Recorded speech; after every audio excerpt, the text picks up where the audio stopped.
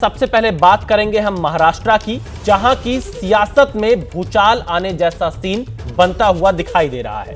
शिवसेना उद्धव गुट के मुखपत्र सामना में लिखा गया है कि अमित शाह और एकनाथ शिंदे के बीच एक गुप्त बैठक हुई। सामना के मुताबिक 22 फरवरी को सुबह 4 बजे बैठक में एकनाथ शिंदे ने सीएम नहीं बनाए जाने पर नाराजगी जताई। इस पर अमित शाह ने कहा कि आपकी पार्टी की विलय बीजेपी में कर लीजिए। सामना के मुताबिक यह बैठक पुणे के कोरेगांव में वेस्टिन होटल में हुई थी। सामना का कहना है कि बैठक के बाद एकनाथ शिंदे काफी निराश दिखाई दे रहे थे। तो यह सब कुछ दावा सामना की तरफ से किया गया है, जो मुखपत्र है उद्धव ठाकरे की गुट वाली शिवसेना का, और इसमें यह दावा किया गया है और यह दावा काफी बड़ा दावा किया गया है। हालांकि इसके पास इनके सबूत क्या है, आधार क्या है, इसकी जानकारी तो नहीं है, लेकिन जो दावा मुखपत्र में शिवसेना के किया गया है उसमें यह लिखा गया है कि एकनाथ शिंदे और अमित शाह के बीच एक गुप्त मुलाकात हुई और इस मुलाकात में एकनाथ शिंदे ने सीएम नहीं बनाए जाने पर नाराजगी जताई। इस पर अमित शाह ने कहा कि आपकी पार्टी का विलय बीजेपी में कर लीजिए। सामना के मुताबिक यह बैठक पुणे के कोरेगांव के वेस्टिन होटल में हुई थी।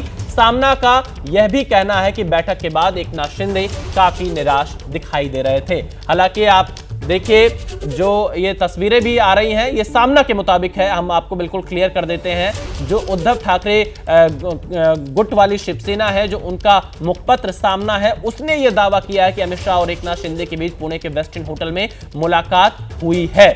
और हालांकि अगर इसके हम बैकग्राउंड को देखें तो जिस तरह से एकनाथ शिंदे और उद्धव ठाकरे के बीच में विद्रोह हुआ था, एकनाथ शिंदे ने अपनी अलग पार्टी बनाई थी, असली शिवसेना बनाई थी, उसके बाद से ही उद्धव ठाकरे और एकनाथ शिंदे के बीच बहुत ज्यादा दूरियां हैं। तो इस बात की भी गुंजाइश हो सकती है कि ये कहीं ना कहीं एकनाथ शिंदे को कमजोर दिखाने की भी कोशिश सामना की तरफ से की जा सकती है और उसी सिलसिले में यहां पर यह दावा किया गया हो सकता है। शिवसेना यूबीटी के मुखपत्र में सामना में दावा किए जाने के बाद संजय राउत ने भी 22 फरवरी को अमित शाह और एकनाथ शिंदे के बीच पुणे में गुप्त बैठक किए जाने का दावा किया है। तो दूसरी तरफ शिवसेना शिंदे गुट ने संजय राउत पर सवाल उठा दिए और कहा कि राउत को हर दिन कोई ना कोई विवाद खड़ा करने की आदत है। सुबह 4 बजे एक अतृप्त आत्मा महाराष्ट्र के राजनीति का उनके हाईकमांड को मिलता है दिल्ली में 4 बजे पुणे में।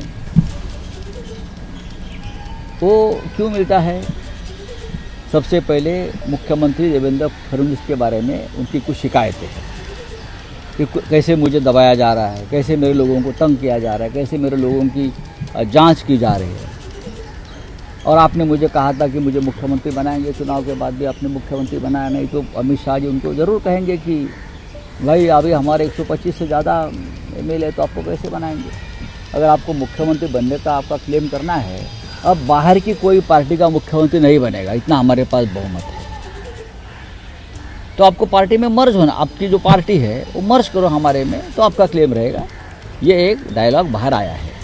संजय राउत जो है उनको हर दिन सुबह उठ के कुछ ब्रेकिंग न्यूज़ बनाने की आदत है और इसमें कितना तथ्य है हम जानते नहीं हैं, मगर कुछ न कुछ एक मुद्दा लेके दिन की शुरुआत करना और दिन भर फिर मीडिया में वो चलाना।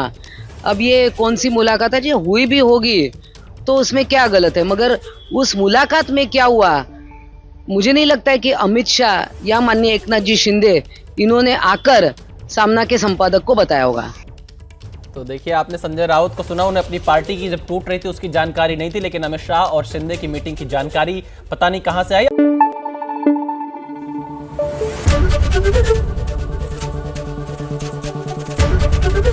एबीपी न्यूज आपको रखे आगे।